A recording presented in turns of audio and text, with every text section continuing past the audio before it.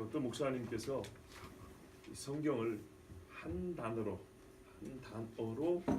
요약하면 어떤 말로 요약할 수 있겠느냐 고민을 오래 했답니다. 답은 순종이었습니다. 성경은 한마디로 순종이다 이렇게 요약을 했습니다. 제가 보기에는 지나치게 단순하죠. 그렇게 봅니다. 그 성경 그 자체가 무엇인가라는 측면이 아니라 성경을 읽고 사람이 어찌해야 하는가의 무게가 쏠린 느낌을 지울 수 없죠. 그렇죠? 순종. 성경을 읽고 그에 대하여 사람이 어찌해야 되는가를 한마디로 말하면 순종인데 성경 그 자체가 뭐냐 하면 순종이다. 이렇게 말하기는 좀 약간 무리가 있지요.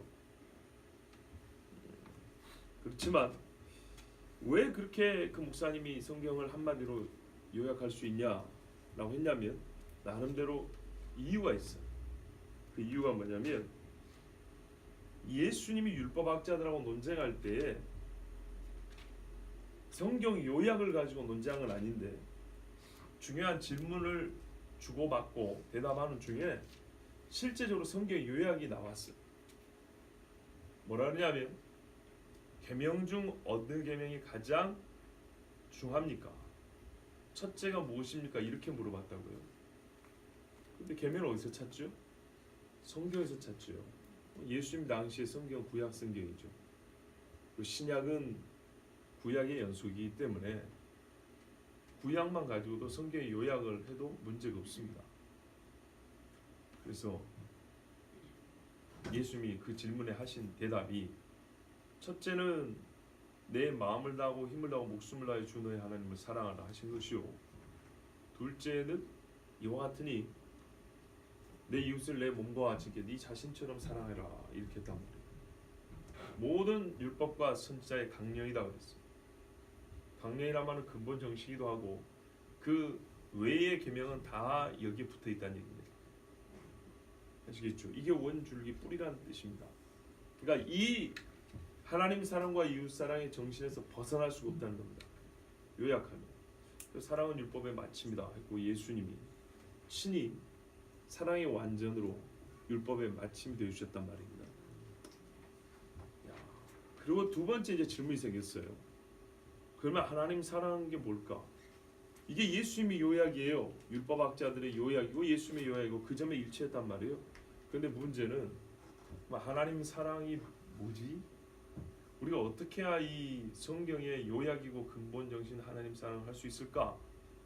그랬더니 요한복음 14장 15절에 너희가 나를 사랑하면 나의 계명을 지키리라 그랬다. 14장 21절에는 나의 계명을 지키는 자라야 나를 사랑하는 자니 이랬다. 그러면 하나님의 계명을 지키는 자가 아니면 하나님을 사랑하는 자입니까? 아닙니까? 아니죠. 계명을 지키는 것을 다른 말로 순종이라고 그러죠. 순종은 주어진 명령이 있고요. 그를 실행할 때 순종이라고 그러죠. 그러니까 성경의 한마디 요약을 한다면 순종이라 해도 틀리지 않다는 말입니다. 또 그럼 두 번째 계명은 가장 단순하게 요약했기 때문에 두 번째까지 안 가도 되는데 두 번째까지 생각해 보면 형제를 사랑하는 게 뭘까? 어떻게 형제를 사랑하는 것이지 했더니 예수님이 또 이렇게 말씀했어요. 요한복음 15장 12절에 내 계명은 이 계명도 지켜야 되겠죠. 내 계명을 지켜야 너희가 나를 사랑한다 했으니까 내 계명은 곧 내가 너희를 사랑한 것 같이 너희도 서로 사랑하라. 그러니까 형제 사랑 어떻게 하냐 했더니 예수님이 우리 사랑한 것처럼 그렇게 하면 된대요.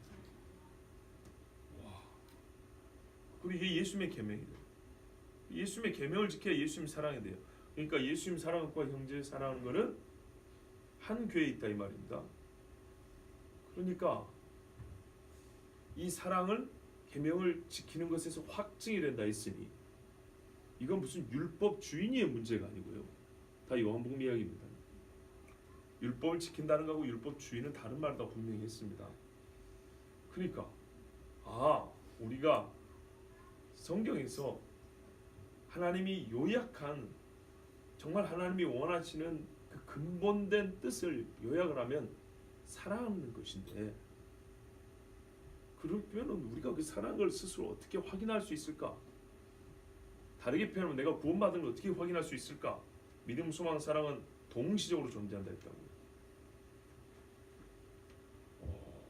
계명을 지키는가 안 지키는가를 보면 안답니다. 그래서 말씀드렸죠. 율법을 지킨다는 것은 우리 그리스도인의 신앙에 있어서 기본이라고. 기본. 예수를 믿는 사람은 그 정도는 기본을 하고 그 이상을 한다. 야고보서에서는 말하면 그리스도께서 우리에게 자유의 율법을 줬다 그랬습니다. 자, 그러므로 우리가 구원을 받은 것 또는 하나님의 말씀의 요약은 순종이다 라고 말함에 있어서 별 이의는 없으시죠? 예, 그러면 질문입니다. 순종하고 예배 중에는 어느 게 더 우선일까요? 아니, 목사님이 이 질문을 하더라고요. 그러면 순종하고 예배 중에 우선은 뭡니까? 그러면서 대답하신 거는 순종이다 그랬어요. 그런데 그러고만 끝마치기에는 뭔가 아쉬움이 있었어요. 제가 조금 더 말씀을 탐구하고 여러분에게 전해야 할 필요를 느꼈습니다. 무슨 말이냐면 순종이 예배보다 우선이라는 말을 하기에 딱 좋은 본문이 오늘 이 본문이거든요. 그런데 꼭 그런가? 왜냐하면 우리는 사실 이 가르기를 좋아하고 현대사회는 전체를 아울러 보기보다는 부분의 전문가가 되기를 더 선호하는 시대이기 때문에 파편적 지식에 거기 아주 몰입해가지고 그걸로 소위 전문가라는 소리를 듣기 좋아하기 때문에 그 목사님이 그랬다는 건 아니에요. 그분은 아주 훌륭한 분인데 미안하지만 저는 그 목사님이 걱정돼서가 아니라 우리 성도님들이 걱정이 돼서 혹 이것과 저것을 나누고 가르고 그 중에 순위를 정하는데 이 세대가 하는 것처럼 좀 익숙해져 있는 시대이기 때문에 과연 그런가 하고 생각을 해보게 됐습니다. 즉 우리가 조금 더 이 순종에 대해서 탐구해 볼 필요가 있겠다 하는 것입니다. 그런데요, 지난주에는 가늠하지 말지니라 한 구절로 한 시간을 설교했지만 오늘은 본문이 무지하게 힘들죠. 그리고 잘하는 이야기입니다. 다행히도. 그래서 본문에 대해서 뭐 깊이 그 스토리와 각 인물이나 그 대화의 내용에 대해서 깊이 설명할 것까지는 없을 것 같습니다. 이 주제 입각에서 순종이냐 예배냐 이 부분을 주제로 한번 보도록 하겠습니다. 자, 하나님께서 사울 왕에게 아말렉을 치라는 명령을 내렸습니다. 명령에 순종해야겠죠? 사울이 가서 쳤어요. 그런데 바르게 순종하지 않았어요. 말하면 부분 순종이에요. 성경은 이런 걸 순종이라 하지 않습니다. 그런데 우리는 가끔 그럴 때가 있죠. 내가 이거는 했거든요 그러는데 여러분 여리고 이야기 들으셨죠? 다 죽이고 다 멸하고 아간이 조금 숨겨놨는데 그것 때문에 이스라엘의 범죄가 됐습니다. 그런데 사울은 더 크게 남겼더라고요. 하나님께서 이를 사무엘 선지자에게 미리 말씀하셔서 사무엘은 이게 얼마나 큰 죄인 줄 알기에 이 백성과 왕은 전혀 죄인 줄 모른단 말이에요. 딱 한 사람 알아요. 사무엘 혼자 알아요. 이게 죄라는 거. 얼마나 큰 죄인가 하면 밤새도록 울었다고 했어요. 보세요.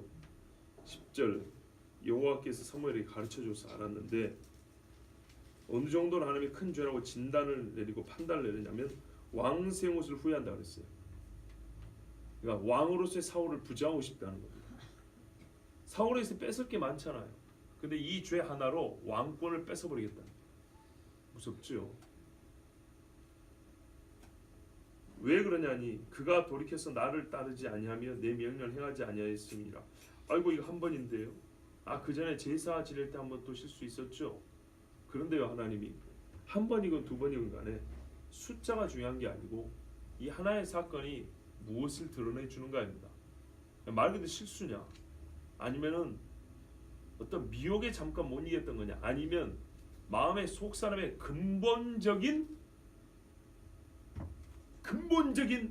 거역과 하나님에 대한 불신과 반역이냐? 하나님은 이 후자로 본 겁니다.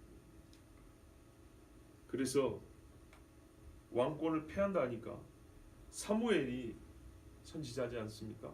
너무나 이 사울이 안타까워서 밤새 부르짖었다고 했어요. 참 이 한 절만 갖고도 우리가 배울 수 있는 게 너무 많고요. 기도 제목이 한두 가지 나오는 게 아니에요. 근데 일단 여러분 마음속에 주신 감동 받고 넘어갑니다. 그래서 사무엘이 이제 하나님의 말씀을 전하려고 사울 만나러 아침 일찍 출발했습니다. 전쟁하는 그 아말렉 쪽으로 갔더니 없어요. 그래서 옆에 있는 그 사람에게 물어봤죠. 그랬더니 어떤 사람이 하는 말이, 사울이 갈멜에 이르러서 자기를 위하여 기념비를 세우고 발길을 돌려 길갈로 내려갔다, 이렇게 하는 거예요. 우리가 지리에 대해서 정확히 모르고 지명이 동일한 지명이 여러 그 지역에 붙여질 수 있기 때문에 혹 제가 오류가 있을지 모릅니다. 그런데 우리가 아는 지명대로라면 아말렉은 유다 남쪽에 있고요, 갈멜은 이스라엘 북쪽에 있거든요. 그러면 이 나라의 남쪽에서 북쪽까지 올라가서 기념비까지 세우고 다시 중앙보다 조금 아래인 길갈 아시죠? 요단강 건넜을 때 거기로 내려왔다는 겁니다. 그러니까는 이스라엘을 거의 종단하여 다니면서 사울이 자기의 이름을 알리기는데 시간을 쓰고 있다, 이런 말입니다. 정신 상태를 아시겠죠? 갈멜산 아시죠? 불로스 임하신 그 지역이 맞다면 저 남쪽에서부터 위에까지 올라와서 다시 내려온 거예요. 그럼 그 위에까지 뭐하러 갔다고 군사들을 이끌고 기념비 세우려고. 혹시 위쪽 사람들은 아래서 전쟁한 거 못 들었을까봐. 자, 그래서 사무엘이 어디로 갔을까요? 길갈로 갔어요. 길갈로 가서 사울을 만났어요. 만났는데 사울이 자기가 지은 죄가 들통날까봐 그랬는지 어쨌든지 매우 과장스러운 몸짓으로 사무엘을 반깁니다. 그 말에가 이 과장이 보여요. 보세요. 감히 선지자에게 하는 말이, 원하건대 당신은 여호와께 복을 받으소서. 이게 웬 인사입니까? 좀 이상하죠. 평상시 같으면 선지자들이 하는 인사말입니다. 그런데 왕이 하나님 말씀에 순종도 안 한 주제에 선지자를 보고 한다는 소리가 어울리지 않게, 당신은 축복을 받으실 겁니다. 막 하나님께서 당신에 복 주시길 원합니다. 이러면서 자기가 막 축복을 하는 거예요. 뭔가 냄새가 나죠. 뭘 숨기려 하거나, 아니면은 애써 부인하려 하거나, 아니면은 사무엘의 눈구하기를 막고자 하는 뭔가 연막 작전 비슷하게 느껴지죠. 뒷붙여진 말이 거의 이걸 확실하게 합니다. 내가 여호와의 명령을 행하였나이다. 이거 보면 몰라서 명령을 행했는지 안 행했는지 보면 모를까요? 아말렉 사람 짐승하고 이스라엘 사람 짐승을 어떻게 구별할까요? 처음부터 저거 이스라엘 짐승입니다, 우리 겁니다, 이러도 되잖아요. 그런데 짐승의 그 장식이 달라요. 그리고 키우는 방법이 달라서 또 종자가 좀 다를 수도 있어요, 지역에 따라. 옛적에 기드온이 미디안을 친 다음에 미디안 짐승들에는 이 반달 양식이 있었답니다. 샤하론이 빛나는 것들, 현재 이슬람의 상징인 초승달. 그러니까는 보면은 대번의 차이가 나요. 뭐 이스라엘 데리고 와서 그 짐승들 10년 20년 키운 것도 아니고 방금 끌고 왔기 때문에 그 아말렉 사람들의 부장품이 달려 있을 수도 있는 것이고요. 하여튼 아말렉적인 게 있다 이 말이죠. 숨길 수가 없는데 이 사람이 한다는 소리가 내가 여호와의 명령을 해야 했나이다. 처음부터 명령을 잘못 알아들었을까요? 자, 이때 사무엘이 딱질러 말합니다. 그러면 내 귀에 들려오는 이 양의 소리하고 소의 소리, 이게 뭡니까? 이 짐승들 소리가 뭡니까? 그러고 보니 이게 사울이 사무엘의 주의를 끌려고 했던 아까 인사말인 것 같죠 이제. 왜냐하면 사무엘이 멀리 살펴볼 필요 없이 바로 가까이서 들린다는 거예요. 그랬더니 사울이 이렇게 핑계를 댑니다. 무리가, 그렇죠, 예전에도 기억이 납니다. 한 25절만 가지고도 또 역시 우리가 들어야 될 교훈이 많습니다. 아담이 하와한테 핑계하고 하와가 뱀한테 핑계한 것 같죠? 죄는 꼭 이런 식입니다. 사울이 뭐라 그러냐면, 무리가 아말렉 사람에서 끌어온 것인데 백성이 당신 하나님 여호와께 제사하려 하여 양들과 소들 중에서 가장 좋은 것을 남기며 그 외의 것을 우리가 진멸하였나이다. 좀 나쁜 사람입니다. 그 외의 것은 진멸했으니 그거 참 조용히 넘어갑시다, 이런 거죠. 하고 싶은 말이 끄트머리에 있습니다. 우리가 그래도 할 만큼 했다는 거죠. 이 정도는 우리가 한 일에 비하면은 작은 것이니 이거 갖고 막 탓하지 말라, 이런 뜻입니다. 그러면서 뭐라고 말했어요? 자기의 이 주장에 대하여 나름대로 이유와 근거가 있는데, 첫째, 무리가 끌고 왔다. 그러니까 이 짐승 문제만큼은 왕권을 행사하기가 곤란했던 모양이죠. 그죠? 여기에 짐승을 죽여라면 막 반란이 일어날 것 같고 막 그랬던 모양이죠. 자, 그리고 하나님 여호와께 제사하려 하여, 상당히 좋은 일에 쓰려고 했다는 겁니다. 좋은 일. 우리가 좋은 일을 하자고 한 건데. 그리고 좋은 일을 하자고 말뿐이 아니라 우리는 그 좋은 일에서 제일 좋은 걸 남겼지 않냐고. 그러니까 내 말이 거짓말이 아니지 않냐고. 보세요, 제일 좋은 짐승들 아니에요. 진짜로 지금 제사하려고 준비 중이라니까. 이 정도 되면 우리가 서로 왕인데 넘어갈 법하지요. 그게 사람 생각입니다. 여러분, 아말렉 전쟁은 우리가 잘 됐어요. 여호수아를 지금 듣고 있기 때문에. 이 전쟁 헤렘입니다. 헤렘. 하나님께 바쳐진 겁니다. 아간 한 사람의 범죄를 생각할 때에도 이 사울의 범죄가 얼마나 큰지 봐보세요. 민족적 범죄입니다. 하나님 것을 도둑질한 겁니다. 말하자면, 바꿔 말하면 지금 이스라엘 이 군대 전체가 하나님 자리에 서 있는 겁니다. 하나님 영광을 자기 영광으로, 자기 이름을 위하여 이 짐승들 좀 사용하겠다는 겁니다. 그러니까 이 죄는 뭐라고요? 하나님 것을 도둑질한 게 첫 번째고, 하나님보다 자기를 높인 것이 두 번째 죄입니다. 세 번째, 거짓말한 거죠. 그러자 사무엘이 이렇게 말합니다. 가만히 계시옵소서. 잠자코 들으란 얘기죠. 더 무슨 핑계고 구시로 될 이유 없다는 겁니다. 간밤에 여호와께서 내게 이르신 것을 왕에게 말하되, 다 알고 왔죠. 하나님이 하신 말씀이 있어서 왔죠. 그러니까 사울이 그렇게 하십시오 그랬어요. 사무엘이 전하는 말은 17에서 19절까지 보면 요약하면 이렇습니다. 하나님께서 사울 너에게 정말 말할 수 없는 큰 은혜를 베풀어 주셨다. 베냐민 지파 사사 말기에 거의 멸절되다시피 한 집안이 아니냐, 죄 때문에. 그런데 이 가장 작고 미약하고 다른 지파들에 의해서 그렇게 존대를 받기 어려운 지파입니다. 당신을 하나님이 초대 왕으로 세우셨으니 얼마나 큰 은혜를 받았냐. 그를 당신도 아는 바라 처음에 겸손했었다는 거죠. 그때 하나님이 당신을 높여줬는데 지금 어떻게 했다는 거예요?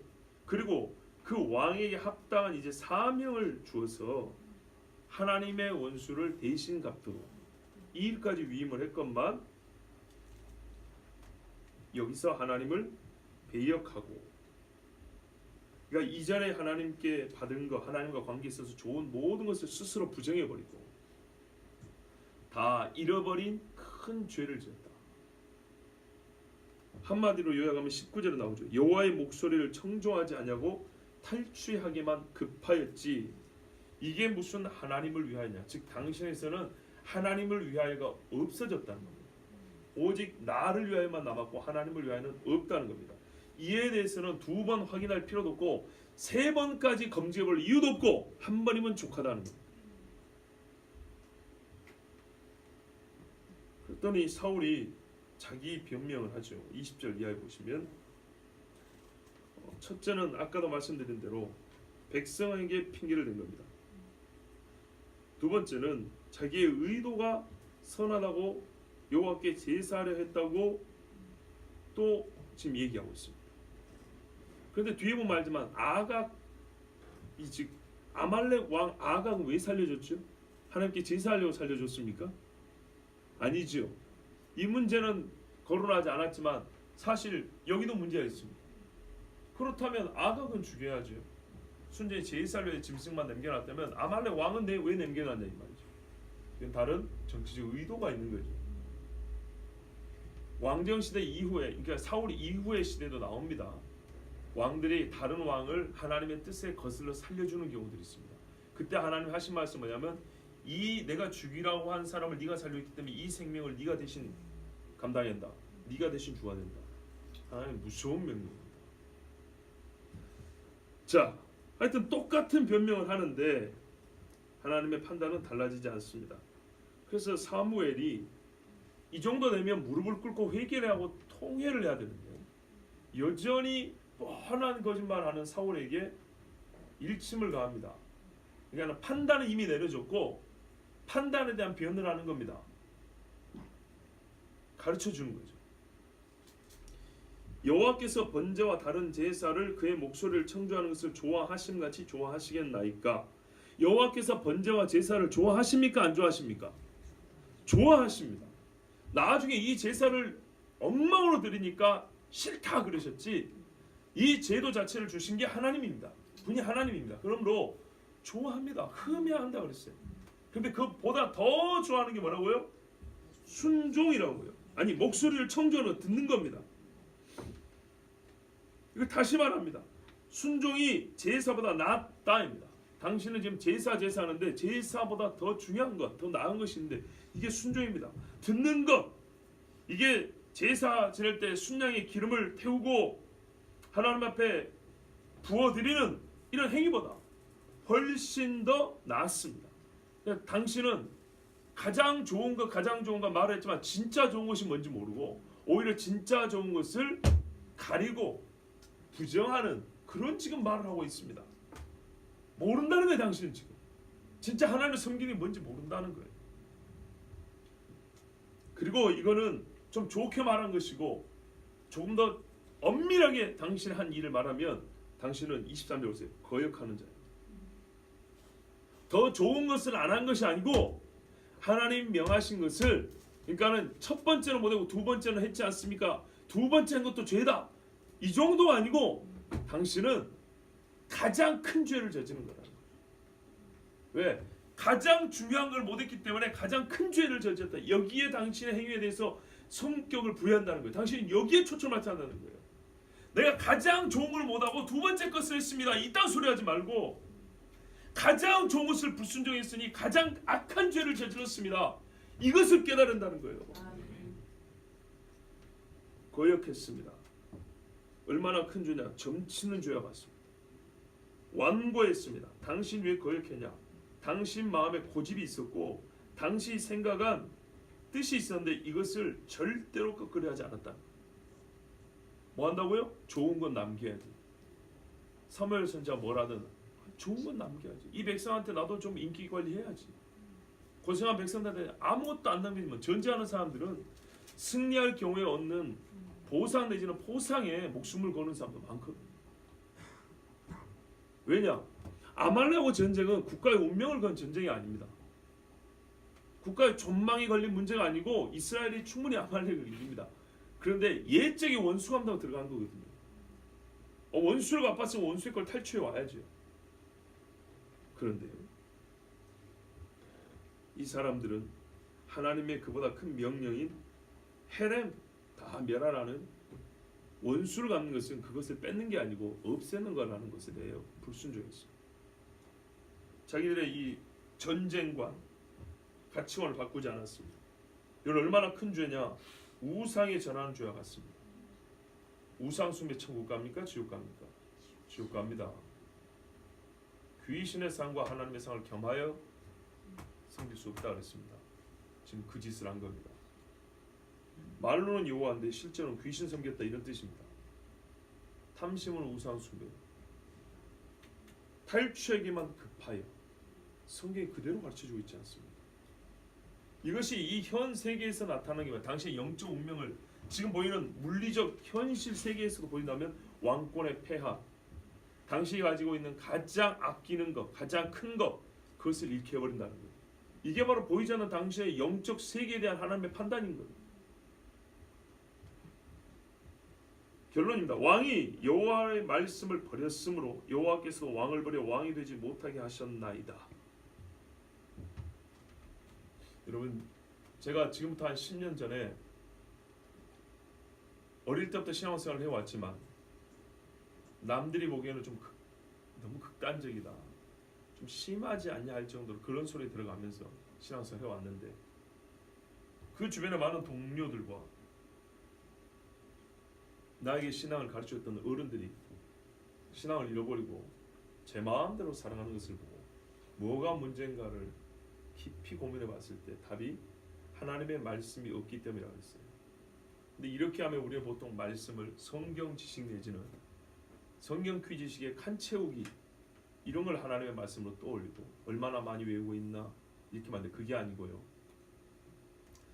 자식이 부모의 말씀이 가운데 있으면 그 집안의 정신을 유지해 가죠. 그렇죠? 그러니까는 우리가 쉽게 이해하면 돼요. 아버지의 말씀이 살아있는 아들을 보는 거하고 아버지의 말씀이 없는 아들을 보는 거는 여러분 대본에 구분이 되죠. 그런 의미에서 말씀을 말하는 거예요. 종이에다 쓰는 말씀 지식, 이거 서술을 말하는 게 아니고 그 말씀이 여기에 있냐 없냐를 말하는 그런 의미의 말씀이에요. 하나님의 말씀이 없다는 거예요. 그게 제일 문제다. 사울 안에 하나님의 말씀이 없다는 얘기입니다. 그러면 최후의 결국 운명은 어떻게 되냐면 이렇게 됩니다. 자, 그래서 하나님의 법에 따르면 어떻게 되냐? 헤렘하라는 거를 네가 네 마음대로 살려줬으니까 나는 너를 어떻게 한다고요? 꼭 그 대가를 너에게서 찾는다는 거예요. 나는 너를 버리리라. 그러자 사울이 이제는 도망갈 데가 없으니까 그때서야 뭐라 그래요? 내가 범죄하였나이다 그랬어요. 근데 여러분, 이게 참말일까요? 거짓말일까요? 자, 뒤에 이어지는 말 보세요. 내가 여호와의 명령과 당신의 말씀을 어기는 것은 내가 백성을 두려워하여 그들의 말을 청종하였음이니이다. 와, 이 정도면 이실직고 했잖아요. 솔직하게 말한 거 아닙니까? 이 정도면 진짜 회개 아닌가요? 우리 보통 회개한다 하지만은 사실은 있는 그대로 말 안 한 경우도 많은데, 백성을 두려웠다고 왕 체면에 이거는 정말 속에 있는 얘기 다 한 거 아닙니까? 나 하나님 무섭지 않고 사람이 무서워서 그랬다.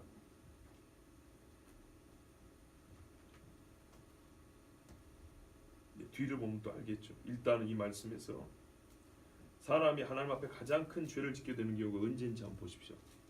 사람을 두려워하면 하나님 앞에는 최악의 죄를 짓게 됩니다. 이 사람이 평민도 아니고 왕권을 갖고 있음에도 불구하고 사람을 두려워야 되면 자기 손에 쥐어진 힘도 전혀 행사하지 못하고 오히려 그 힘으로 최악의 범죄를 저지릅니다. 누구든지 로마서도 있잖아요. 누구의 말을 듣는다면, 내가 누구의 말을 듣는다면 그 누구에게 종이 된 것 아니겠냐 그랬어요. 그럼 이 사람은 백성의 종이죠. 물론 각 나라 지도자들이 나는 여러분을 섬기는 종입니다, 뭐 그런 뜻으로 지금 말하는 게 아니에요. 지배를 받고 있으며 전혀 하나님께서 세워주신 종이라는 것에 대한 의식도 없고 정체성도 잃어버린 그런 사람이라는 거예요.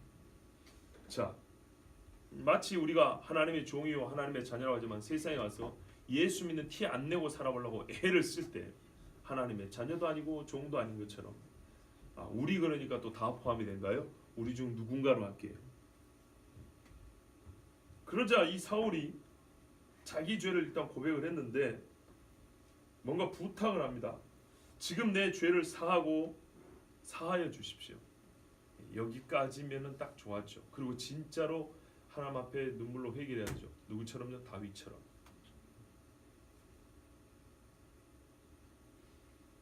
하나님은 다윗에게서 왕좌를 뺏는다고지는 않았어요. 근데 이 사람은 왕권을 빼앗아 버린다 했잖아요.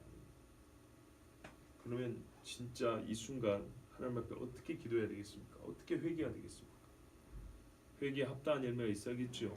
그런데 이 사람은 이렇게 말했어요. 대번에 나와 함께 돌아가서 나로 하여금 여호와께 경배하게 하소서 하니, 이 말이 이제 고민이 되는 거예요. 자, 앞에까지는 맞아요. 순종이 제사보다 나아요. 말하자면 바꿔 말하면 예배보다 나아요. 저보고 단답형으로 대답을 하라면 저도 그렇게 대답하겠어요. 예, 순종이 예배보다 낫습니다. 그렇게 말하겠는데, 이 사울이 한 이 말에서부터 조금 더 좀 진지한 우리의 그 고민 내지는 검토가 필요해요. 보세요.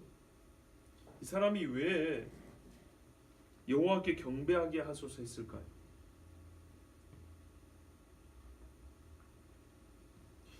죄사함의 증표로 도와달라는 것처럼 들리기도 하죠. 왜냐하면 다윗도 그 범죄한 후에 밧세바가 난 첫 아들이 죽었단 말이에요. 죽고 난 다음에 어떻게 했냐면 몸을 씻고 의복을 정죄하고 성전에 올라와서 하나님께 경배하고 다시 집으로 왔어요. 그리고 이 일이 깨끗하게 정리되고 식사를 했어요.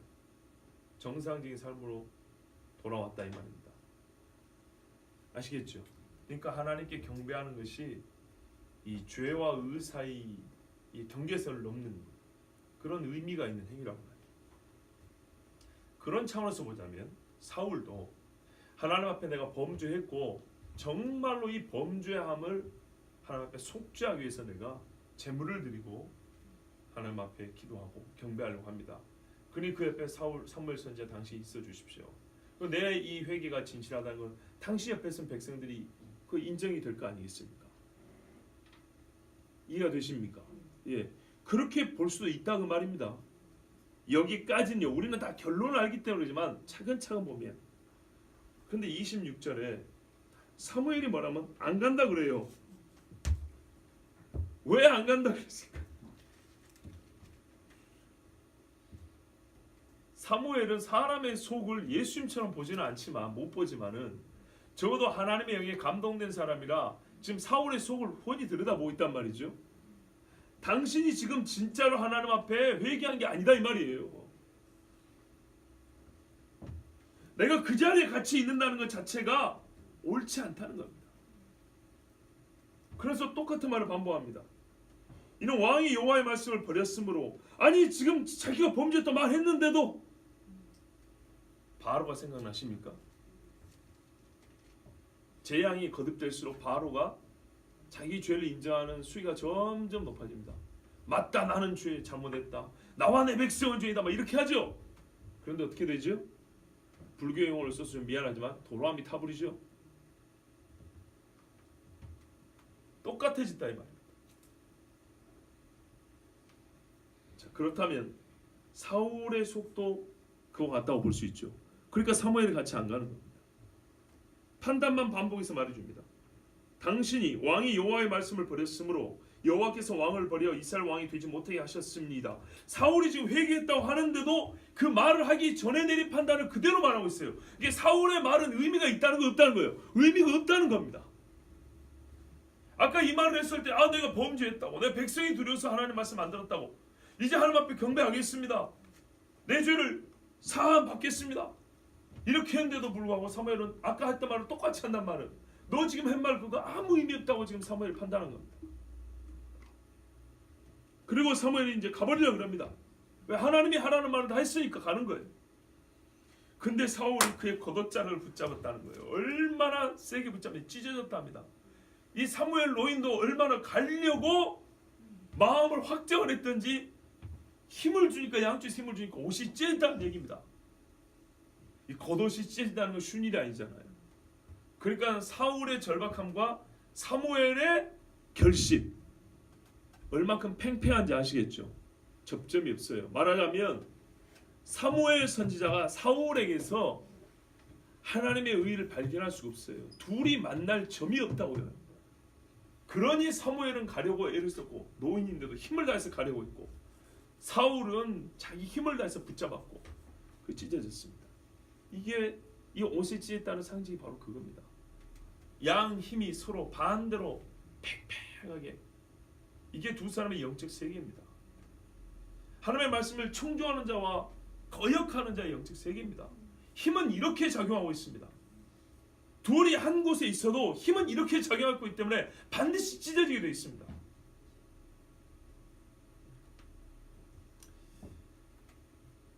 사무엘이 정말 결정타를 날려버립니다. 나 붙잡지 마라는 얘기죠. 이제 당신이 나를 미워할 거다. 실제로 나중에 사울이 미워하기 때문에 둘이 안 만나고 또 피해 다닙니다. 사무엘 그에게 이르되 28절입니다. 여호와께서 오늘 이스라엘 나라로 왕이 있을 때에 왕보다 나은 왕의 이웃에게 주셨나이다. 이거는 엄청 자존심 상한 이야기죠. 왕권을 뺏는 걸 넘어서서 니보다 나은 사람한테 줬다고. 네 이웃, 네 가까운 사람이라고. 이건 시기와 질투가 더러워서라도 가라고 할 정도죠. 아주 그냥 속을 빡빡 긁어버렸습니다. 그러면 이때라도 사울이 제대로 회개해서 얼마나 좋았을까요? 그죠? 하나님의 뜻을 확정합니다. 이스라엘의 지존자는 거짓이나 변개함이 없으시니 너와 같지 않다고 말합니다. 그는 사람이 아니심으로 결코 변개하지 않으심이다 하니 확실하다는 겁니다. 말하자면 하나님의 인장반지가 찍혔습니다. 더 이상 나에게 다른 말을 기대하지 마라. 이걸로 끝, 그 말이에요. 그러면 가면 되죠. 이제 사울도 놔줘야 되겠죠. 근데 문제는 안 놔준 거예요. 안 놔주고 사울이 이렇게 말합니다. 내가 범죄하였을지라도 이제 청하옵나니 내 백성이 장로들 앞과 이스라엘 앞에서 나를 높이사 나와 함께 돌아갔어. 내가 당신 하나님 여호와께 경배하게 하소서 하더라. 정신없는 사람 보세요. 이렇게까지 말을 듣고도 하나님이 이 말이 나오기 전에 도장을 찍으신 이유가 있어요. 이렇게 말해도 너는 절대 안 변한다는 거예요. 여전합니다. 여전해. 이제는 한술 더 떠서 뭐라 그래요? 여기도 속에 숨은 의도가 있었지요. 하나님 앞에 회개의 제물을 드리려고 했던 게 아니고, 보세요. 백성이 장로들 앞과 이스라엘 앞에서 나를 높이사. 아까 자기 기념비 세우고 왔죠. 길갈에도 뭔가 하나 하러 왔는데 이 모든 전쟁의 승리를 자기 이름으로 해서 내가 이스라엘 원수가 아팠다고 제사를 드리면서 오 여호와의 받으소서 막 이렇게 폼 잡으려 했는데 사무엘이 아침 일찍 와가지고 막 둘이 다투더니 사무엘 선지자 가버렸다. 그러면 백성의 눈앞에서 사울이 뭐가 될까요? 권위가 설까요 안 설까요? 안 서겠죠. 근데 내가 여호와의 받으소서 할 때 사무엘 선지자 옆에 딱 서져 있으면 뭐예요? 와 우리 왕이 이렇게 올라가겠죠. 사무엘 선지자를 홍보용으로 써먹으려 한 겁니다. 여러분 이런 짓은 절대 하면 안 됩니다. 선지자가 홍보용입니까? 자기 높여 있는데 쓰려고요.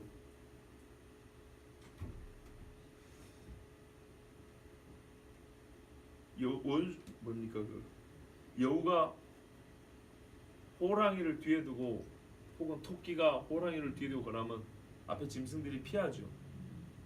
호랑이 때문인데 여우나 토끼는 자기 때문에 피한 것으로 여기는 수가 있고 또는 그런 식으로라도 호랑이 행세 좀 해보려고 하는 것처럼 이 사울이 지금 사무엘 효과를 보려고 하는 겁니다.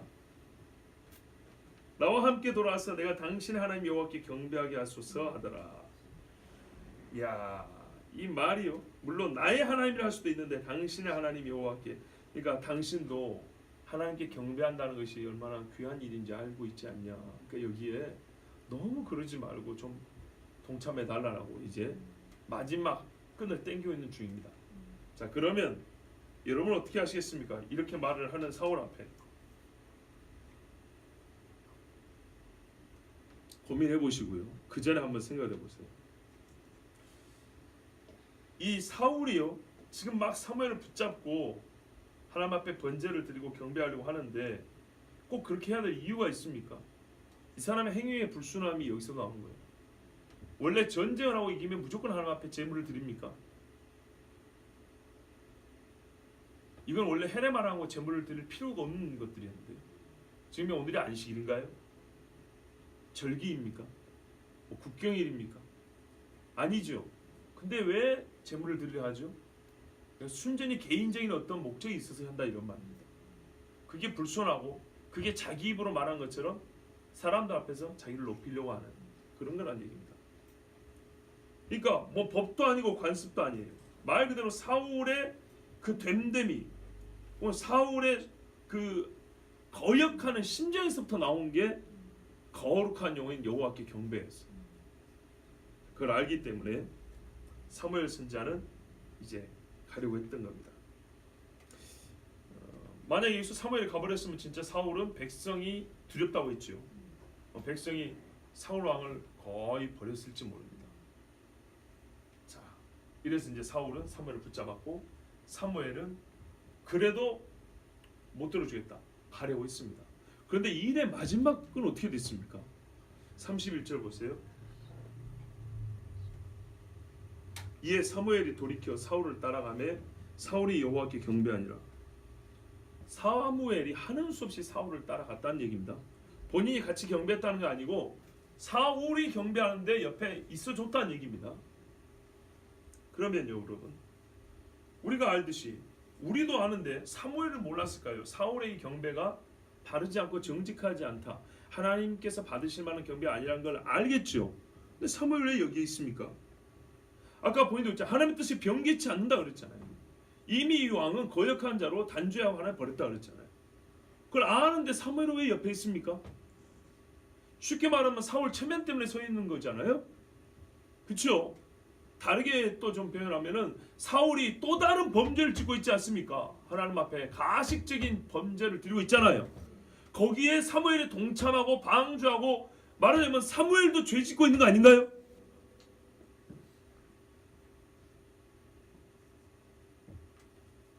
이 경배는 사울이 진짜로 회개한 것도 아니고 하나님을 섬기는 것도 아니란 말이에요. 이후에 이어지는 사건들을 보면 사울의 그 이후의 일대기를 보면 또 확인이 돼요. 그런데 왜 사무엘은 사울의 보조 역할로 그 옆에 서서 이 연기를 하고 있냐 이 말이에요. 그렇게 보이지 않으세요? 그러나 여기에 우리가 조금 더 신중한 접근이 필요합니다. 생각해 보세요. 제가 이제 질문을 한번 던져볼게요.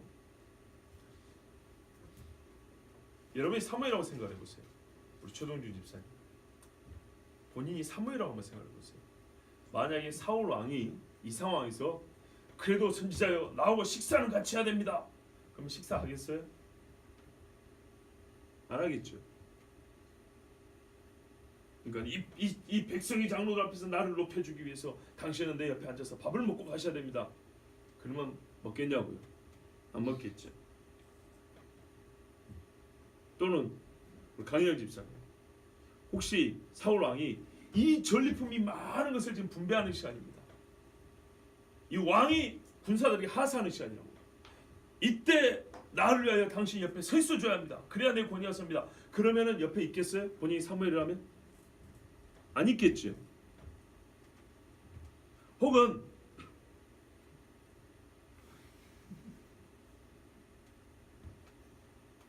그래요.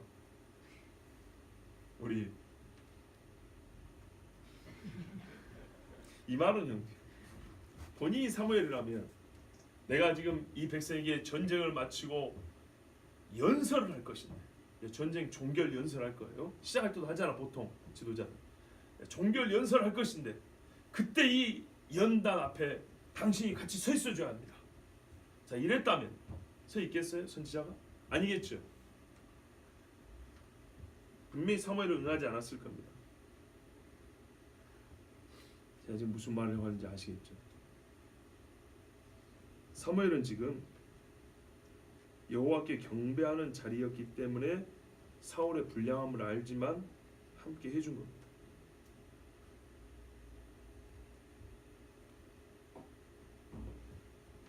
제가 오늘 길게 말할 수가 없습니다.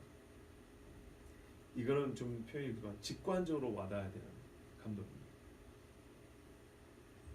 일단 제가 이 주제에 따라서 지금 계속 순종하게 했는데 이 예배 대해서 마지막 이야기를 길게 하지 않습니다. 왜냐하면 본문 자체가 아닌 것처럼 다 극적으로 마지막 한 절로 끝내기 때문에 저는 이 짧게, 이 분량만큼이나 짧게 여러분에게 말씀을 전하고자 합니다. 분명한 사실을 강조할 뿐이다 이 말이에요. 사무엘이 이 경배 자리에 같이 있었다는 이 사실로 분명히 불량한 줄도 알고 이 사람이 뭘 의도한 줄을 아는데 왜 사무엘이 여기 있었는가 해서 제 고민입니다. 그래서 이게 뭘까? 사무엘이 그러면 연기하는 건가? 쇼하는 건가? 결국 사무엘도 사람 체면 때문에 이렇게 하는 건가? 그런 오해가 생길 법도 한데 사무엘의 전생애를 볼 때 그럴 사람은 아니란 말이죠. 그래서 그럼 어떻게 이해하는가 할 때 아까처럼 그런 질문을 해봅니다. 만약에 사울이 바짓가랑 붙잡면서 다른 요구를 했다면 사무엘이 들어줬겠는가? 끝까지 들어줬겠는가? 근데 사무엘이 뭐 때문에 들어줬다 한다면 사울의 어떠함이 아니라 사울이 요구하는 바가 여호와께 경배였기 때문이라는 거예요. 사울이 좀 더 나아진 것도 아니고 사울이 뭘 주겠다는 것도 아닙니다. 사울은 똑같아요. 달라진 거 아무것도 없어요. 아시겠죠? 근데 사울이 하고자 하는 행위가 뭐냐면 여호와께 경배. 다른 게 아니라 경배 그 자체의 가치가 있기 때문에 경배 그 자체가 갖고 있는 뭔가 선지자가 외면할 수 없는 그 끌림이 있었기 때문에 들어줬다는 거예요. 사울에서 이유를 찾지 못하다면 경배에서 이유를 찾을 수밖에 없단 말이죠.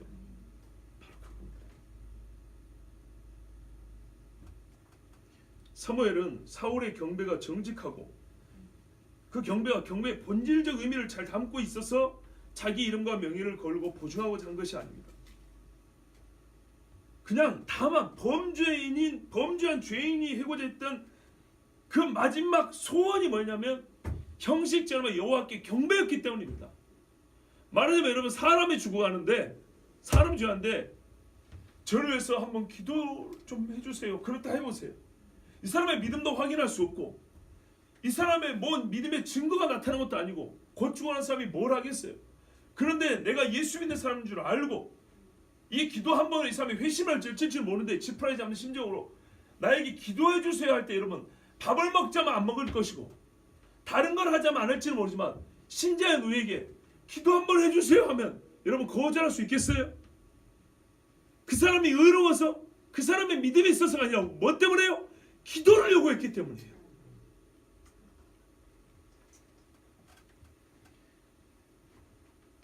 사무엘이 보증하는 바 사무엘이 함께함으로 우리에게 보여주는 중요한 사실은 사람의 정직성과 사건의 배경과 일의 순도가 어느 정도인지를 따지는 것보다 다시 말하면 여타의 다른 어떤 문제보다 여호와께 경배하는 이 행위 자체가 포기할 수 없고 양보할 수 없는 고유한 가치와 의미를 가지고 있다는 사실입니다. 무슨 말이냐면 사울이 행한 예배가 가치 있다는 게 아니고 예배 자체가 어느 정도로 귀한 일이기 때문에 어느 정도로 신자에 있어서 외면할 수 없는 일이었기 때문에 일이기에 사무엘이 이 거짓 경배자인 줄 알면서도 차마 이것만큼은 끝까지 거절을 못하고 옆에 서 있었냐 이 말이에요. 다른 요구했다면 안 해줄 건데 여호와께 경배했기 때문에 그래도 서 있기를 해줬다는 얘기입니다. 어떤 이는 순종이 제사보다 낫고 듣는 것이 순양의 기름보다 낫다고 하니 예배를 경시하는 자들이 있습니다. 삶이 예배라고 하면서 정해진 예배 시간을 무시하고 지 멋대로 사는 사람도 있죠. 가만 보면 솔직히 그런 사람은 순종도 안 합니다. 삶의 순종을 잘하고 거짓말까지 보태가면서 하나님께 예배하지 않는 자들입니다. 성경은 그런 사람들에게 가장 극단적으로 말할 때 예배라고 말하기 어려운 이 사건을 통해서도 경계하고 책망하며 교훈하고 있습니다. 가장 극단적으로 이게 예배라고 할 수 있겠냐, 이게 경배라고 할 수 있겠냐 하지만은 그 사람의 뭘 무시할 수 없다고요? 경배를 무시할 수는 없다는 겁니다. 사무엘이 사울의 경배에 함께하였습니다. 오해하지는 마세요. 이교와 섞어짜기식 예배라든지 하나님을 조롱하는 그런 우스꽝스러운 예배가 가치 있다고 말하는 것이 아닙니다. 나는 그런 것을 얘기하는 게 아니라 이 상징의 사건을 통해서 예배, 경배 그 자체에 대해서 우리가 좀 귀히 여길 줄 알아야 된다 이 말이에요. 오직 여호와 경배, 즉 하나님을 예배함은 그 자체로서 대체할 수 없는 가치를 가지고 있어서 범죄자의 마지막 소원으로 선지자가 들어주었다면 우리가 예배를 등한히 할 어떤 이유도 없음을 깨달아야 한다는 것입니다. 그래서 종합적으로 결론으로 이 한마디를 여러분이 전하고 설교를 마칩니다. 순종 없는 예배는 우상 숭배와 같고 예배 없는 순종은 자기 의를 세우는 것입니다. 기도하겠습니다.